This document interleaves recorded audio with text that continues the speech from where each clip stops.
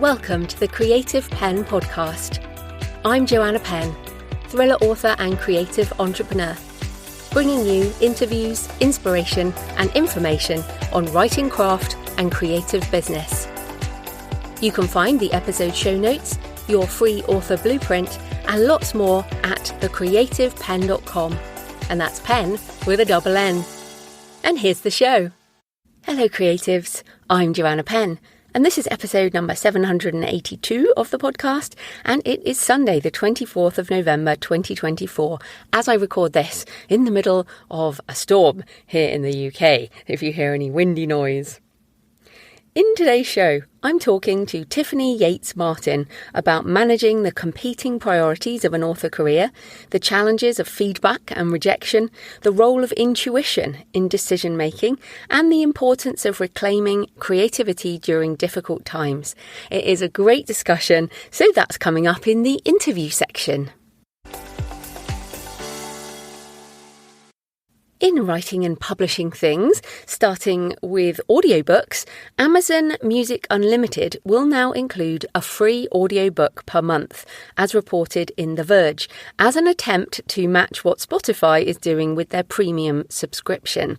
But this is definitely not the same. So I have switched, I've mentioned before, I've switched from Audible to Spotify for audiobooks.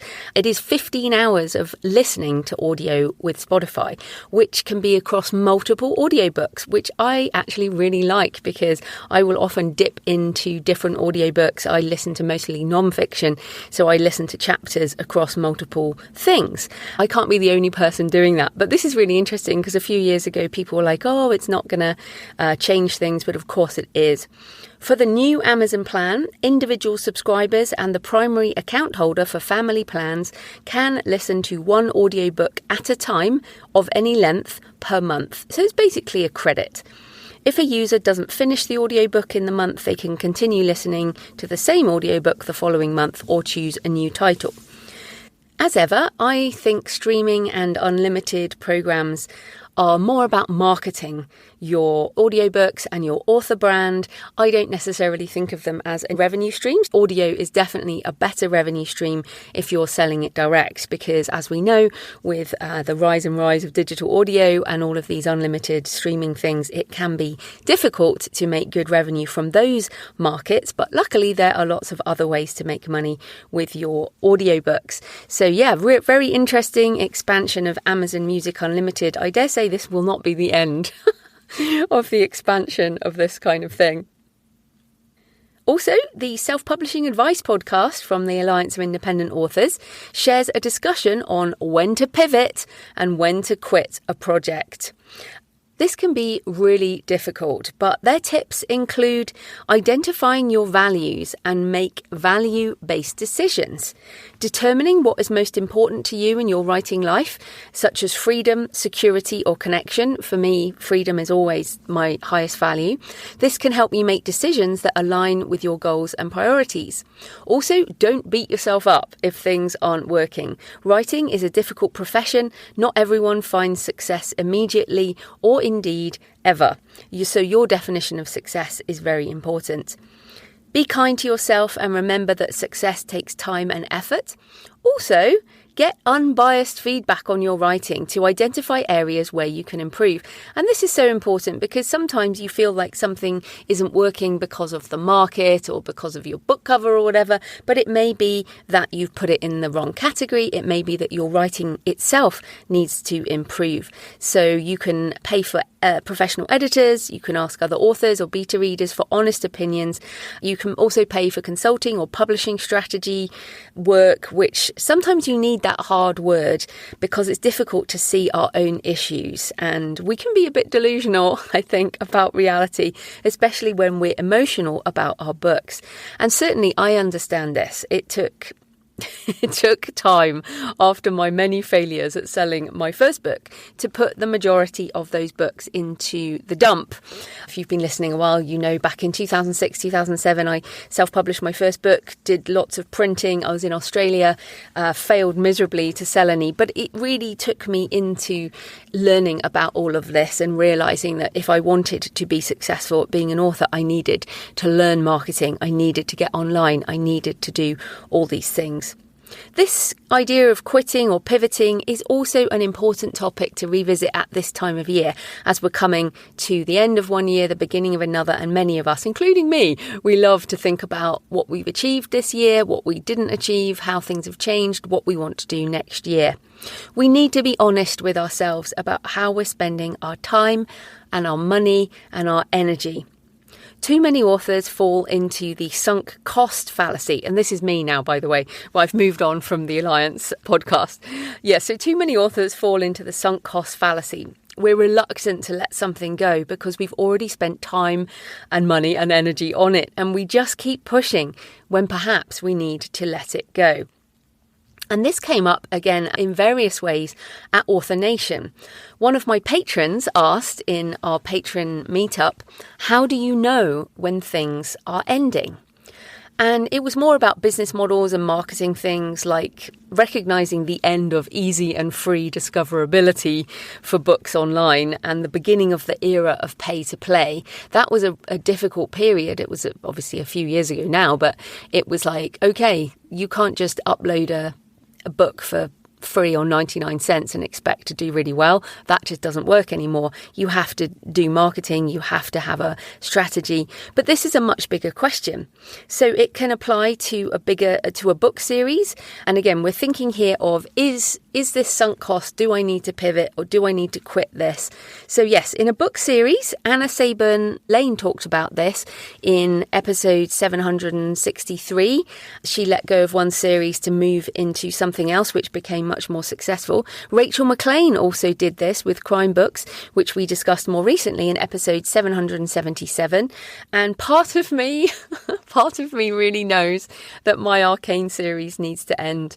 Although I have left the last book open, so Spear of Destiny was the 13th book in that series, so I can return to it. It's not like I killed off my main characters, but I know that I need to put my fiction energy into other things, and I can't keep doing more books in my safe series. I need to try other things. In my wider author career, I did let my books and travel podcast go, and I've obviously pivoted my business model several times. So, for example, letting the courses end last year. This can also apply to your job and career. With the rise of generative AI, people's jobs are changing. 2025 is going to be the year when things really start to accelerate, especially with the shift in the US government administration. The incoming administration, for good or bad, whatever you think of it, it doesn't matter what you think of it now, this is happening. So the accelerationist era is upon us, so jobs are going to change. Some will end and others will rise. There will be new jobs. For example, most of how I make money now was impossible 20 years ago. Could not have been done. Podcaster. I mean, this wasn't a thing. You could, I guess, become a radio host or get a job in traditional media, but making money with podcasting was just not possible. Probably even a decade ago it wasn't possible. So even though technically it was happening, it just wasn't viable income stream. Being an indie author, all these things, these were not possible. So I'm, again, not worried about how things will change. It's more about how are we going to adapt. And perhaps your day job is going to change. It's best if you know things are ending before they do, so you can pivot. So this is the important question. How can you recognise when things are ending or when things are starting to spiral downwards as opposed to spiralling upwards? That's how I kind of think about it in my mind. Is this spiralling up? Is this spiralling down? And if it's spiralling down, can you change the trajectory somehow? Or do you have to let that go? This can also apply to friendships, to marriages, the feeling when you're growing apart and you realise the relationship is ending, or one person does perhaps. In terms of countries, this has happened for me too. I knew when my time in London was ending in the year 2000, my life was too destructive. It needed to end. And so I left and went to Australia, and that kind of changed my life. I went to New Zealand and then moved back to Australia. But when Jonathan and I left Australia in 2011, it was because we both recognised the ending in our careers we had at the time. There were some very clear signals that it was spiralling downwards and we needed a change. And I'm giving you all these examples because I really want you to start thinking about this in terms of your life, your wider life, your author life for sure, but the rest of life is much bigger. Also, your health. So I really felt my long distance walking, my sort of multi-day long distance walking ended with the Camino de Santiago. That was the last time I walked so many kilometres per day. I was done.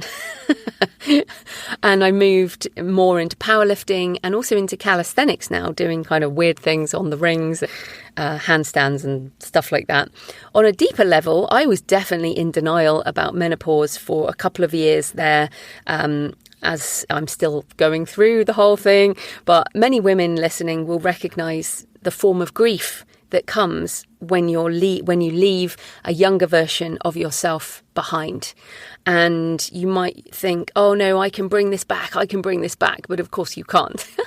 You literally cannot fight the march of years. I mean, you can stay healthy and fit and all that, but the years will still pass. And I needed to realise that that phase of my life was ending in order to move into a more positive view of middle age. Let's call it middle age.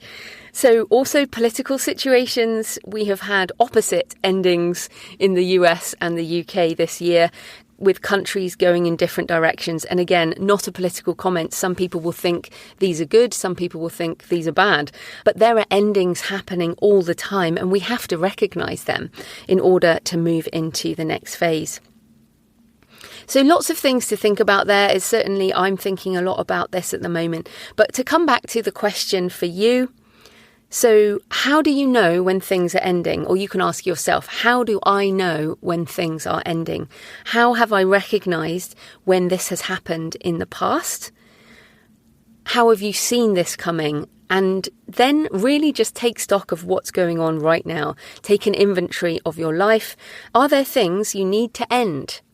Or are there things you need to plan for ending because you can see that they are, in fact, spiralling down? And can you arrest that spiral, or do you need to make a shift? And on this topic, I recommend Annie Duke's book, Quit, The Power of Knowing When to Walk Away, which I revisit. It's one of those books to revisit because we can become so blind to what's going on. And this is true in author business models. It's true in so many things. So I hope that gives you something to think about today. And as ever, let me know in the show notes or the comments or by email what you think. In AI things, of course, things are changing, and unsurprisingly, HarperCollins is doing an AI licensing deal. I said this would happen when their parent company News Corp signed a licensing deal with OpenAI back in May 2024, although to be clear, it is not confirmed that the deal is with OpenAI. So The Verge reports that authors would have to opt in to the agreement with an unnamed AI firm, with one reporting an offer of $2,500 to license their book for 3 years. This seems to only be relevant for non-fiction books. HarperCollins notes this, quote, HarperCollins has a long history of innovation and experimentation with new business models. Part of our role is to present authors with opportunities for their consideration while simultaneously protecting the underlying value of their work and our shared revenue and royalty streams. This agreement, with its limited scope and clear guardrails around model output that respects authors' rights, does that. The Authors Guild put out an article on this, which is worth reading, and they say the licensed use of books must replace AI companies' current unlicensed, uncontrolled and infringing use. Moving to a regime of licensed AI use gives authors the power to say no or insist on limits on output uses and be compensated. The Authors Guild appreciates fair initiatives that move us towards licensing solutions. They also say the HarperCollins deal provides for a $5,000 fee per title, which will be split 50-50 between an author who chooses to participate and HarperCollins. They say this 50-50 split gives far too much to the publisher. These rights belong to the author. They are not book or excerpt rights. It is the author's expression that produces value in AI licensing. That's actually a really good point because it doesn't have to be published to be used as training data. So, yeah, but I do think that they should get a percentage for negotiating the deal as but maybe more of an agency fee. Although, of course, agents will also presumably get a percentage of this per author. So as ever, I did put this in my 2020 book on AI in publishing. I said data licensing is hopefully going to be a new revenue stream for all of us. So I've been thinking about this for a long time and I'm very pro data licensing. I think we need to do this. This should be a very good income stream for all of us. Data licensing is not going to go away. It's going to continue to be useful for different kinds of small models. These bigger deals are for the bigger training runs, but there are lots of other ways that data licensing can be used. However, my biggest thing, because you might be getting an email from your publisher about this, or you might be looking at these deals, my biggest thing here is they should be non-exclusive. Very important, especially for an amount that is similar to that. It should be non-exclusive. So there will be lots of different data licensing companies and lots of options for licensing. And we like multiple streams of income. So please, if you do get an email about this and you do get a publishing contract, going forward, it will probably include data licensing. So try to change that clause to non-exclusive. So then, over time, you can also upload your books, if you choose to other platforms in order to do other licensing deals. So in personal news, I have been editing like a crazy person. I have been working so many hours on How to Write Nonfiction, the second edition. And thankfully, I have gone around again. You know how that point when you look at your book and you go, oh, why am I doing this? So I've been through that and I returned to, this is actually a really useful book. So I'm very happy with it now. I feel like it's super useful. Even if you have the first edition, this is also a useful second edition. It is now with my editor, Kristen. So that first edition I wrote in 2018. This will be the, 2025 edition, let's say, although I will probably have it out on my own store before then. I might. Who knows, depending on how the formatting and proofreading. I also want to do the audiobook before Christmas, all of that kind of thing. I will be doing a special hardback, but the plan is to launch on my store, creativepennbooks.com. It's not going to be a Kickstarter. There will be some lovely foil hardbacks with a ribbon. I just can't resist doing that every time now. I'll have the pre-order up probably in the next week on all the other stores and also on creativepennbooks.com. So also my short story Sea Henge is out on all the usual stores and in audio, narrated by JF Penn, me. My voice for JF Penn is quite different. So if you prefer listening, you can, depending on what you're listening on right now, you can always click over and find Sea Henge. If you search Sea Henge, I think I'm one of the only fiction things that comes up. If you've read it already, I would appreciate a review on the big stores and also on Goodreads. That would be fantastic. Also, Blood Vintage hardback books are arriving around the world. Rob sent an email saying, OMG, this is frigging gorgeous. I do love to hear that from people and see the pictures. So thank you for everyone who backed Blood Vintage. An update on the whole traditional publishing thing. It is unsurprisingly still on submission, pretty much because of the US Thanksgiving, Christmas, New Year.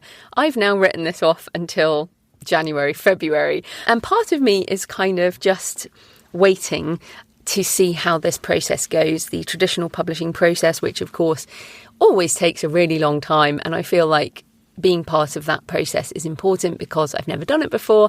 So I will have more of an experience, I guess, by going through it. And who knows, it might eventually get rejected by everyone. which is completely normal, obviously. Also, when this goes out, I will have done the discovery writing webinars, and I did one yesterday as I record this, and I really enjoyed it. I enjoy these every time because people find different things. Because we do it live, people find these sort of things come up for them and they get surprised, and I also write, and it's very fun. So thanks for your emails and comments and photos this week. Deborah said of Natalie's interview, great interview as usual.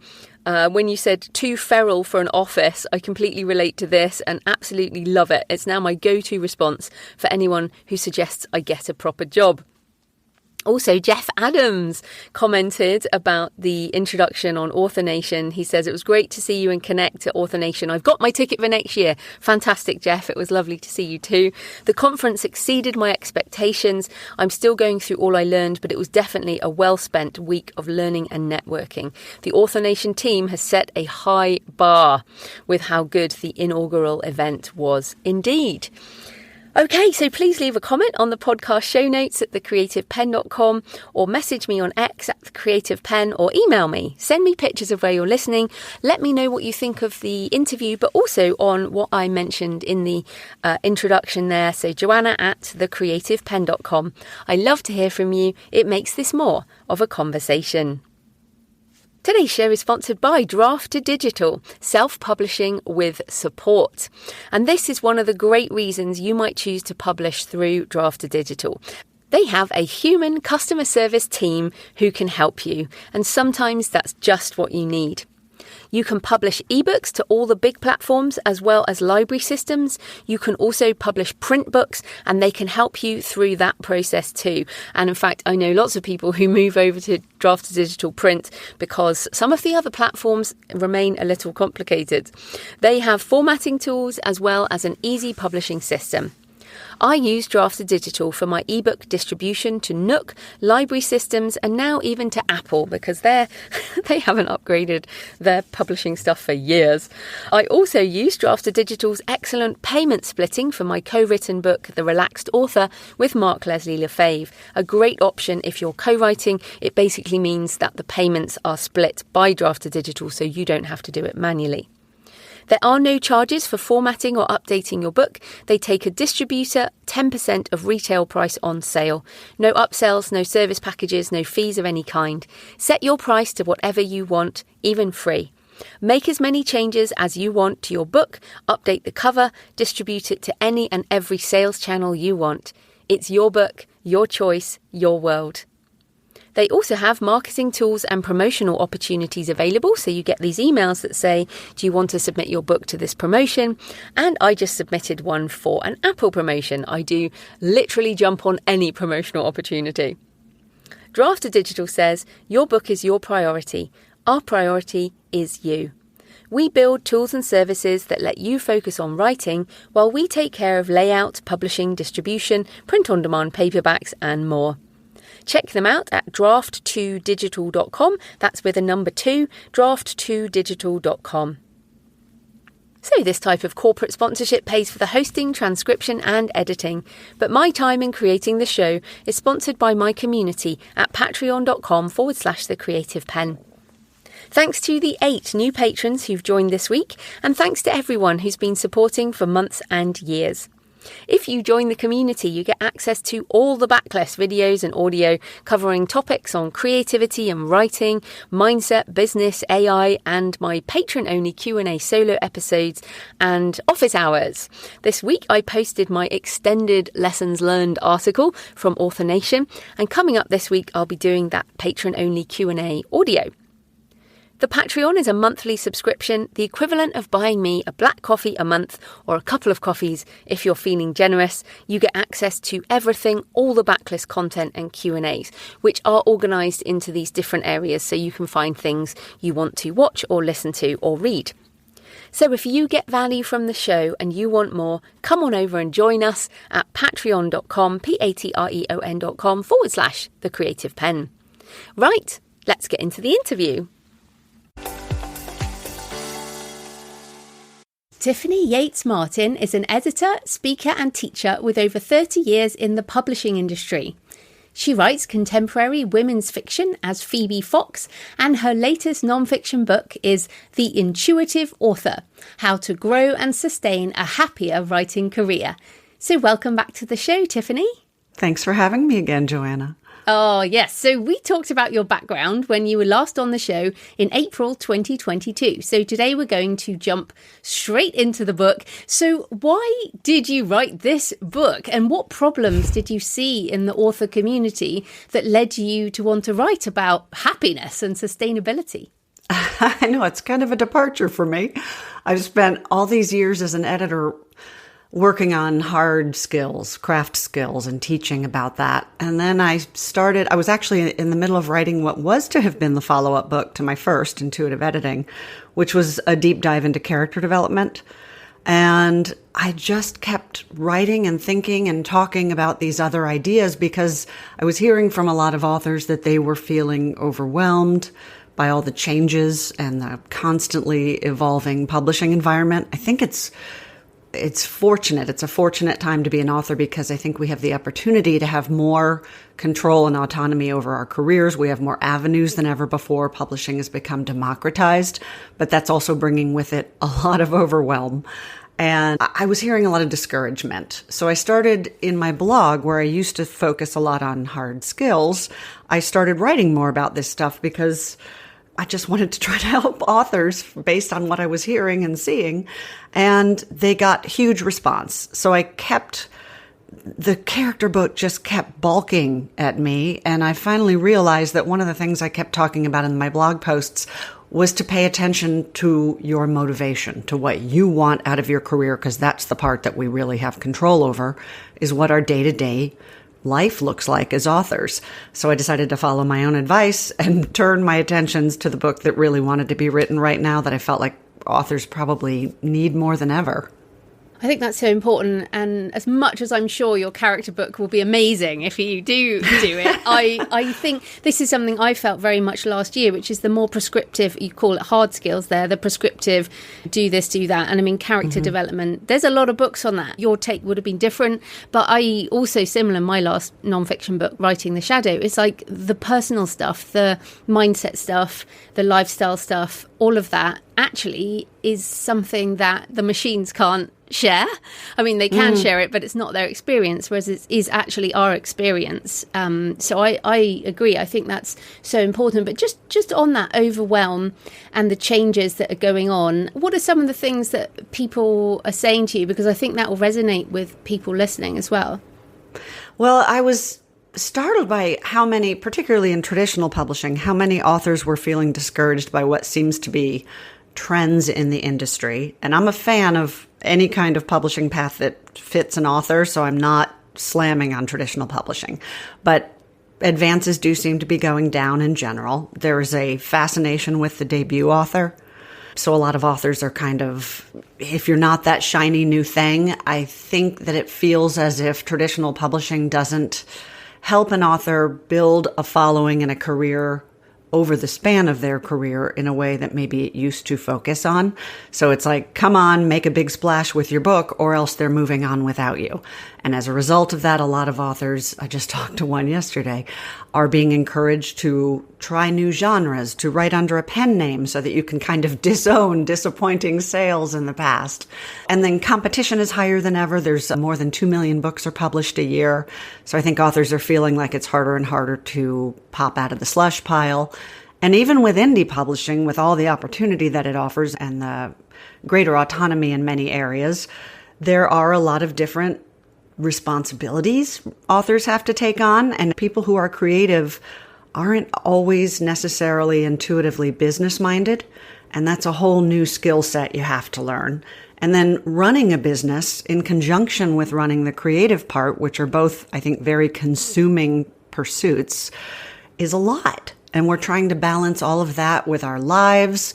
One thing I talk about a lot, and I know you do too, Joanna, is I call them the writer demons. But it's the things I think writers and creatives have always suffered from keenly, like imposter syndrome and competition and comparison and procrastination and self-doubt. But it feels like we open up more space for those with all the other overwhelm going on. So it's kind of a combination of all those things. Well, just to stay on those demons, because you have in the book, one chapter is called When the Demons Come For You, and They Will. And it made me laugh because I think in my successful author mindset, I've got a section that says, if you haven't published yet, don't read this. Which is like, do you really want to know all the things that you might feel later on? But it's interesting, and I can't remember if you have this in the book, but you just mentioned overwhelm. And I feel like another one of the demons is overwhelm, in that we potentially struggle with focus and making a choice. And almost the part of the problem is authors are trying to do everything, and you literally cannot do everything. So how do we deal with overwhelm in particular? So one of the things I talk about, this is a huge question and I love it because I think it's really relevant. But one of the things I talk about in the book is really defining what drives you as a writer and what you want out of your writing career. I think we a lot of times go into it just out of sheer love of the written word and storytelling and imagination, exploring our imagination, and all that's great. But we have to think about what a writing career actually entails because it's a business. So we have to think about what that's going to mean for us as authors. So I think part of that is setting priorities. I had a friend once who we sort of compare notes creatively and in our creative careers. And she suggested, because I was really feeling overwhelmed myself, I'm a freelancer, and I'm pretty sure you can relate to this, Joanna. But you build your reputation and your career as a freelancer by being what I call the yes girl. So it's very common for me to get overwhelmed and overbooked. And it does become hard to work on things and to give your attention when all you can see is the giant mountain of stuff in front of you have to do. It's hard to start taking a single step at a time. So she suggested that I create a priority list, an actual written priority list of what is most important to me in my career, not a to-do list. But if I had to stack rank the goals that I have, the things I want to devote my daily attention to, the reality of my writing career day on day on day, what does that look like? And then when I started to consider what I wanted to say yes to and book myself with, I was able to literally go back to that list and rank it in order of how important is this to me? Do I realistically have the bandwidth for this? And is it something that needs to be done imminently? So that's one way to start. I do think it's helpful to think of it, especially if you're indie publishing, let's say. But with any publishing path, really, there is such a giant pile of things writers are responsible for now. And I think more and more, which is part of that overwhelm, we're not just writing, we're marketing, and we have to learn graphic design, and we have to learn, legal language to manage our contracts, and we have to worry about every aspect of the publishing process in a way I think authors never had to before. So I think we just have to figure out how much of that we are comfortable with, what suits our goals, and rest. I don't know if you've read the book by Alex Sujung Kim Pang, but the instinct, at least for me, when I'm overwhelmed, is to work harder, work longer, work more. And sometimes I think that's counterproductive because we're burning out. We're depleting all of our resources that we need in order to accomplish those things. So we have to remember to unplug sometimes. What is your advice on this? Because you are one of the busiest people in the industry that I know. Well, it's funny you say that because I don't think I am. I think I just demonstrably have output. And on my wall, I have measure your life by what you create. So in terms of my focus every day, that is my focus every day. But all those other things, I often will not do them. I just don't do them. And so this is my answer. Like what? Like you mean social media? Or? Yeah, social media is probably a very, very good example. And if Sasha Black's listening, she'll laugh. I did try TikTok. I tried TikTok for like less than 12 hours. And I was like, do you know what? No, there's just no place in my life for this. And things like advertising, I do things in campaigns, so I don't do things all the time. So as we record this, I am just finishing up a Kickstarter. So I have been doing doing some social media and stuff. But most of the time I don't do that. So I've cut out a lot of things. And one of my tips is having a not to do list. And this might help people who can't say no. So, for example, and that people sometimes think I'm a bit mean for this, but podcasting, one of my rules is if you have fewer than 50 episodes, I won't come on your podcast. Sometimes I have exceptions. But what I have found is that a lot of podcasts, most podcasts don't last past 50 episodes. And it's a bit of tough love, but most of them don't last. And I've had enough time wasted over the years that I've been like, okay, that's one of my rules. So it's on my not to do list. Another thing on my not to do list is TikTok, for example. So I think, and also particular types of writing so I think having a not to do list can really help. But let's come to intuition, because I feel like intuition is part of this, is trying to, how do we make a decision as to what we do prioritize, what we do value? So, but let's just take a step back. Can you talk about how you describe intuition, and how can we tell whether something is intuition or just something we're dreaming about and might be unrealistic? Yeah, I think intuition gets confused sometimes with magical thinking or manifesting, and that's not what I mean. I used it in the title of my first book, which was a hard skills book, Intuitive Editing, because it's the approach I take to editing, which is basically what I mean by it in that capacity, is that rather than trying to take some external system of writing and impose it on our writing, which I think is counterproductive and strips the writing of its voice and originality, we have to grow a story from the inside out. And then if you want to take some of these, many of them wonderful systems for helping you fine tune and make your story more effective, great. But to try to cram what we're doing into a mold, I think takes all the life out of it. And that's kind of how I feel about creating a writing career. It touches on actually what you were just saying, which I love, which is even in this field, even in this area of our field, there's a lot of prescriptive advice about, here's how you become a bestseller. Here's how you make 6 figures as an author. And it's all very system oriented, kind of like these craft systems I'm talking about. And so I think writers go into it thinking, okay, I've got to do all those things, check, check, check, so that I can be successful also.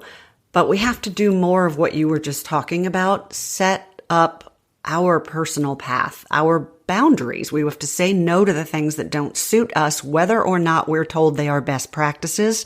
Because first of all, nothing that works for one person is going to work for every person. So if somebody's trying to set something up as the holy grail of here's the secret sauce, there is no secret sauce. But also the secret sauce isn't right for everyone. And I think what we neglect to do as authors is honor ourselves and what we want. What you just said is so empowering, because it's giving ourselves permission to not do things that we don't want to do, because we can't control any outcomes. But what we can control is the day-to-day experience of being an author and building our writing career. And that's your main source of fulfillment and satisfaction and joy that's going to allow you to weather all these hard parts of publishing that are not within your control. So I'm with you. I sort of only moderately enjoy social media, so I sort of only moderately do it. But I'm aware that I'm building a business. So my intuition is to do things that are more organic marketing. I really like talking to people. I love conversations like this with you. I love teaching. I love writing my blog, it turns out. I did that because, like everyone else, I'm like, you should start a blog to create more followers. And then it turned out it was really a wonderful way for me to help create community and to start exploring some of these ideas that weren't necessarily in the purview of what I was known for doing. So intuitively, I have been creating a career where I say all the time that my worst day at work is still a really good day. And I'm not always waiting for some holy grail that I'm trying to attain that may or may not happen. I'm enjoying what I'm doing right now. Yeah, I agree with that. And you use the word love when it comes to things like the blogging and talking and teaching and things. And the word love, of course, is an emotional word. And I'm sure you don't love everything all the time. But I don't love everyone all the time, Joanna. No, exactly. But I think partly to me, the intuition does come from some kind of emotional feeling. And I like using TikTok because I do feel like some people absolutely love it and some people hate it. And I tried it and I just had almost a visceral, I just don't do video. So you and I, we're not on video right now. I don't know whether it's because I'm an introvert, highly sensitive, but the visual field when it's doing a lot of things is just too much for me. I don't consume video, so I don't really make video. I do it sometimes, but very rarely. So why would I even try a video platform? Now I have, and I do have some YouTube videos and blah, blah, blah. But the point is I don't love it. So I can never ever sustain that. Whereas this show, in fact, I'm just about to record a 10 million download episode. Oh my God.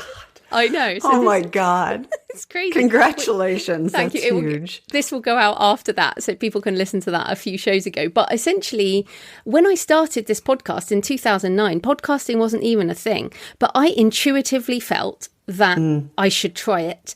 And so I tried it.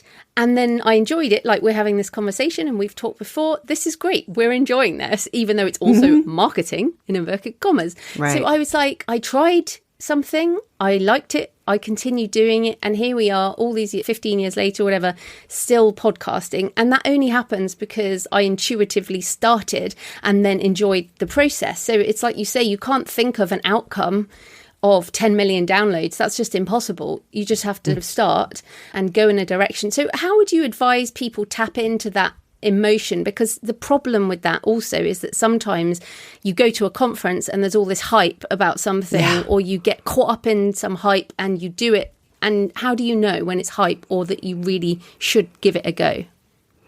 I just wrote a post about this obliquely, and that it's very easy to market a dream to people who want it desperately.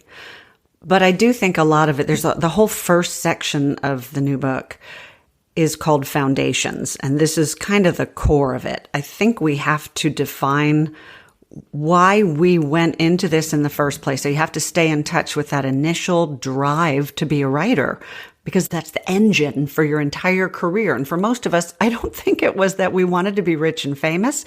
If it was, allow Joanna and I to disabuse you of that notion right now, if you don't already know. The odds against that are enormous. So if you're going into, you wouldn't go into any other career where you had, what is it? I don't even know the statistics, but it's something like less than a 3% chance or even less of making millions. Even becoming a full-time writer, making all of your income from your work is dauntingly rare. But we go into this anyway. So we have to remember why it matters that much to chase after something so unlikely. That's the thing that's going to start to build that resilience in all of us as creatives. And then, as I said, you have to define what you actually want out of this. And when you're defining your goals, try not to make them things that are outcomes that you cannot control. If we are in this business because we want to be a New York Times bestseller and nothing else will make us happy, then the chances are phenomenal that we will never be happy at what we do, because most authors are not going to become New York Times bestsellers, the harsh reality. We have to understand and accept the realities of the business so that we can stay in touch with why it's still worth pursuing for us. There's a question I ask in the book that I've used. I started as an actor and then I was a journalist and I wrote fiction, as you said. I haven't been doing that lately because I identify primarily as an editor. But every time I'm sort of evaluating where I am in my career, what I want intuitively, I ask myself, if somebody told me right now that I would never hit the heights, the greatest heights to which one might achieve in this field, would I still want to do it? That was asking myself, that was the reason I eventually left acting. It was one of the reasons I stopped writing fiction. And every time I ask myself that as an editor, the answer is, hell yeah, I would still do it. I love it every day. And yeah, I do use the word a lot, but to me, you say it's an emotional word. This is an emotional business. We're not in this for logical reasons most of the time. We're in it because it feeds something in us, in our souls. And that is emotional, I think. So yeah, I love my daily job. And I don't want to do anything else. Even if someone said, you've peaked, baby, this is the best it's ever going to get, I'm happy. And I think that is what we have to find a way to get in touch with, because otherwise everybody says you have to develop resilience in this field and persistence. But that's the ingredient, the main ingredient of that resilience is finding the satisfaction in what is within your control to affect. Yeah, it's interesting. I've also been reflecting on this around persistence and resilience. And somebody said to me, oh, you've got so much discipline. I'm like, I have no discipline. I don't have discipline. I don't need discipline to do this job because I love what I do, same as you, right? And it's interesting you talked about moving on from acting and not being, let's just say you're not in a fiction phase right now, because that may or may not come back to you. Right. And I feel like we're writers partly because we almost have no choice. Like once you tap into that vein of creativity, whatever that is, you can't stop doing it. And it's like, even if nobody reads the damn story or nobody buys the book or whatever, you're going to continue. And I was thinking about this with the podcast, given the reflection on the downloads and things. At some point, I will stop podcasting. I can see an end to me podcasting, but I can't see an end to me writing. I feel like that's actually something I could do for the rest of my life and, right up until I die. And P.D. James, wonderful British writer, she was still working on a manuscript when she died at like 94, I think she was. Oh, wow. And and it's like, if you have that, in fact, I have so many quotes on my wall. I have a quote on my wall by a horror author called Adam Neville, and it says, if you are gifted with an imagination, it must be used. And that, I feel like that just gives me permission, and people listening and yourself permission. We have an imagination, and I used to think everybody had what we have, but they don't. They really don't. Not people don't live with all these things in their head that they want to write on the page. They just don't, but we do. So that, almost part of it is, once you tap into this, do you even have a choice, even if there is no reward? Yeah, it's kind of a basic instinct, I think, especially for those who are called to do this. And do you want to set yourself up to dread and hate and get burned out on the thing that nourishes you so much? So I feel like if we're just a little kinder to ourselves, give ourselves more grace and give ourselves more agency in how we spend our days pursuing this thing we want, that's how you sustain it till you're 94 years old, writing your last book right before you die. Yeah, exactly. Okay, so you use the word kinder then. And so I want to come on to this feedback section of the book, because being kind to ourselves is all very well and self-love is great and everything. But you have this thing about feedback, which encompasses writing feedback, rejection, criticism, and also the crickets when nobody responds to an email or query, or nobody buys your book.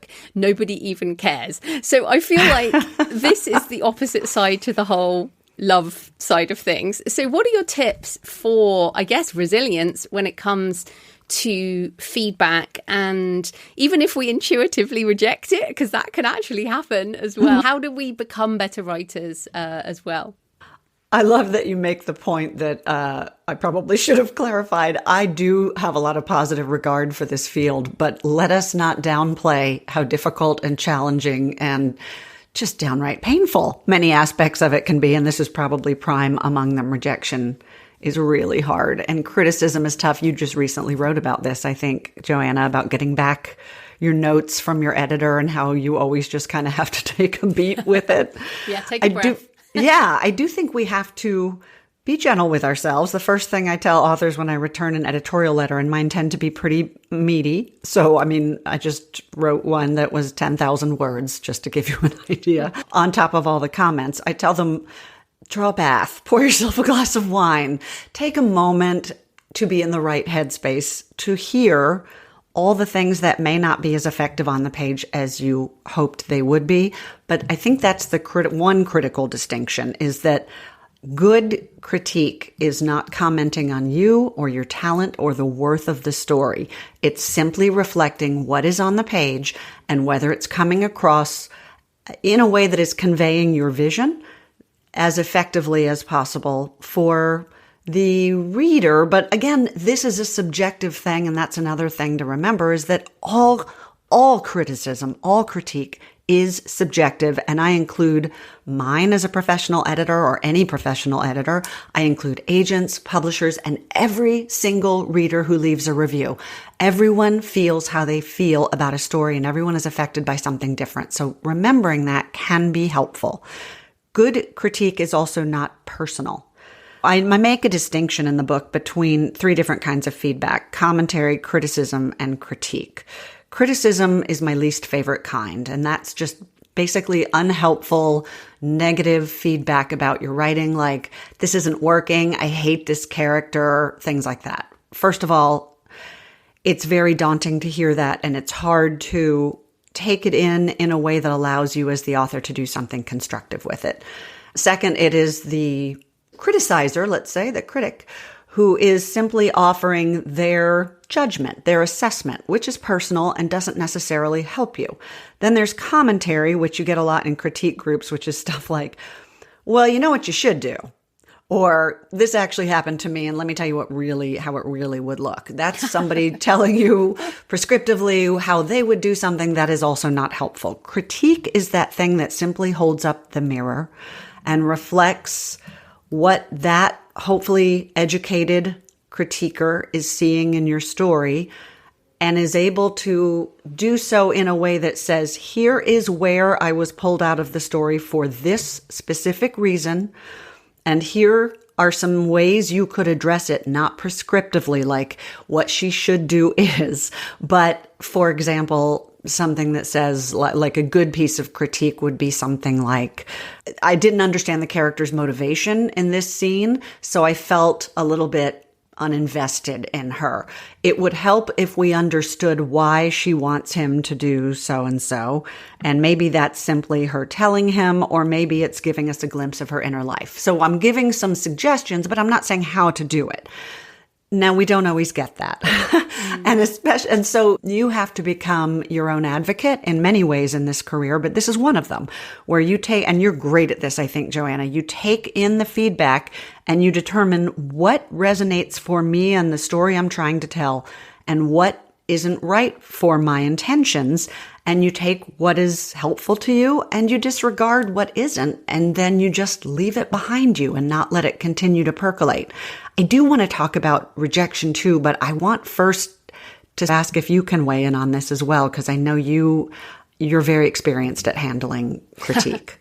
Well, I think to me, it's always been worth paying for a professional editor. I have never been in a book group or a writing group because I want somebody who knows what their job is. So you're a professional editor, you like editing, you know what the job of an editor is. Now, I do think finding an editor is a bit like dating, as in you might not find the right person for you at one point in your life. I think you also, when you grow as a writer, you might need a different editor. So I think that is important. I still, now I work with Kristen Tate and she's been on the show, and it helps me a lot. And so I do think the intuition bit comes back in with when I get the feedback. Sometimes I ignore it. Like you say, I don't take every single piece of feedback from Kristen and put that into action. But it usually is 80 to 90%. And if I'm really reacting to it, it's like, well, why am I reacting so hard? Is that a good reason? As in, do I just feel like, no, that's really important? Or is it more of an ego reason? But to me, the main thing with editing, like professional feedback, when it comes to someone who is trying to make your work better, is putting your mind, turning yourself into a reader rather than the writer, because it's all about making the book the best it can be for the person who's going to read it. And I think there's such a precious moment when an editor reads your book for the first time, because you're never going to have that time again, that first sort of feeling of the manuscript. So it's important to take that feedback seriously, because that's the experience the reader's going to have. They're coming to this cold. They don't know what this is going to be. So yeah, I definitely take feedback from a professional editor differently to a 1-star review on Amazon, or you're just a boring person and just a crap writer. And I'm like, yeah, okay, whatever. So yeah, but you mentioned rejection you wanted to talk about. Yeah, because that's a pretty big, if you're trying especially to pursue a traditional path, that's a pretty big part of it. You're going to get a lot more rejection than acceptance, and that's a good reality to accept when you're going into this career. And again, you have to learn not to take it personally. First of all, and let me tell you, having been an actor, there is no rejection like the rejection of somebody staring at your face and going, thank you, in the middle of what you're saying. So I feel in some ways very lucky to have started that way, because you can take anything after that. But it still hurts to get back even a form letter that says no thanks, if you get anything at all. So I think you have to find ways to keep it in perspective for starters. If you're getting a form letter, keep in mind you are one of likely hundreds of submissions they're trying to read through on the slush pile. They may not have made it past the first page or paragraph. They may have read a little more and it's just not right for them, for what they represent, for what the market is buying right now. They like it, but they don't love it. And you want a champion who loves it. So be glad in that case. It is like dating, because you don't want to go out with someone who doesn't really think you're all that. And also you understand when you're dating that it's going to take a long time for most of us to find the person you really want to commit to. But we tend to lose sight of that because we set our sights on, this is the perfect agent for me. This is the perfect date for me. This is my perfect spouse. And we have decided that based on really nothing. We have to understand that it has to be the right fit, just like with an editor. When you get those rejections, find ways to lighten the blow. I made poetry out of mine. I included some in the book, because the form letters especially, they're very funny to me, because they, nobody really, every agent, every publisher is hoping as hard as you are that you're the one. So they're not in the business of crushing dreams. They don't want to do that. So a lot of these form letters are really nice, but they're really generic. But they will say things that are almost like haiku in, we admire this work greatly and feel that your talent will find the right home. But sadly, it is not for us at this time. And this just began to strike me as hilarious. So I put it in poetry form, and I put them up on my wall, and it helped.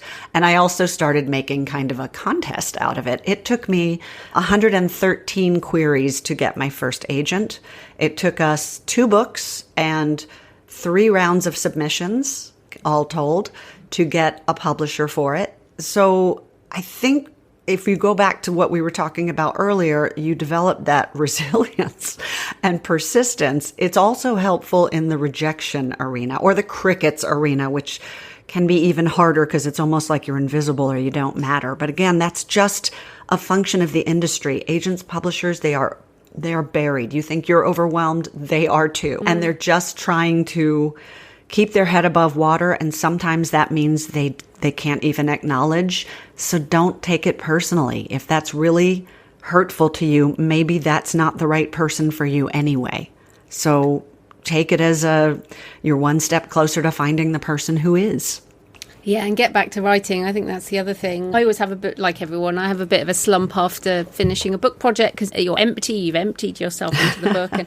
And I start to kind of mope around and I'm like, what am I doing? What shall I do? And then in the end, some idea pops into my head. And like I started writing this short story called Sea Henge over the weekend because I was just in such a bad mood. I was like, why am I in such a bad mood? I was just kind of waiting around for the Kickstarter to finish. And I do have a book, this book with an agent. And I was like, why is everything so slow? I was like, just start writing another story. And now I'm happy again. So I think it's kind of nice. It takes the pressure off. Like I just, with this one launching now, I have the same thing. It opens up an empty space. But I always see that as, first of all, rest, because you know how hard it is to launch a book. And then freedom. Now I get to pick anything that I want to work on. What could that be next? I always think that's a happy time.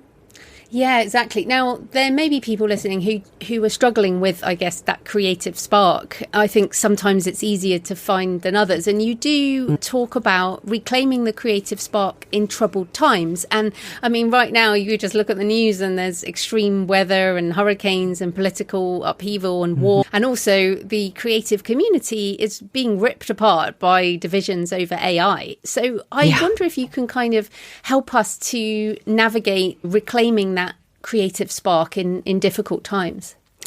Well, you left out plague, which we also had.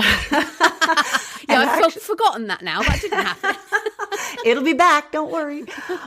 So I think that was sort of the genesis of thinking about a lot of this for me, was when COVID happened. I was hearing from so many authors that they couldn't write, not just because of time and all the unrest we had then, and they were so busy making their sourdough starters, but because there was so much mental unrest and uncertainty and fear and distractions at home you never had before, a lot of us, or isolation you never had before. So that was actually when I started doing online teaching. The first course I ever created was called How to Train Your Editor Brain. And I was telling authors that just because you're not feeling like you can create right now, that doesn't mean you cannot be creative. I am a big advocate that one of the greatest things you can do for your own writing is to analyze other people's stories, because you have the built-in objectivity with those that you don't in your own stories. And it lets you see the inner workings of it in a way that I think it's hard to pick apart our own. So if you're watching something, you can follow back your own, what were we doing during the plague? We were lying on the sofa binge watching stuff. So I created this course that showed authors how to watch analytically, like an editor. And that is something you can do for your creativity, whether you're able to create or not, and not feel that you are no longer a creator. Plus you're resting, and I cannot overstate the importance of that. But there is a great value in our writing, I think, in using it, in leaning into those feelings. I mean, first of all, a lot of us start writing why? Because we want to escape something, the real world. We want to create an ideal world we love. We want to work through our emotions, anything painful or uncomfortable. We want to learn what we think about things. We want to share our beliefs about things. And all of that, especially in troubled times, I think can be your engine. Alison Wynne Scotch is a best-selling author that I've worked with in the past, and she had a book called Cleo McDougal Regrets Nothing, about a female politician. It was inspired by her frustration and fear about the political situation and just the global unrest we've been having and the polarization.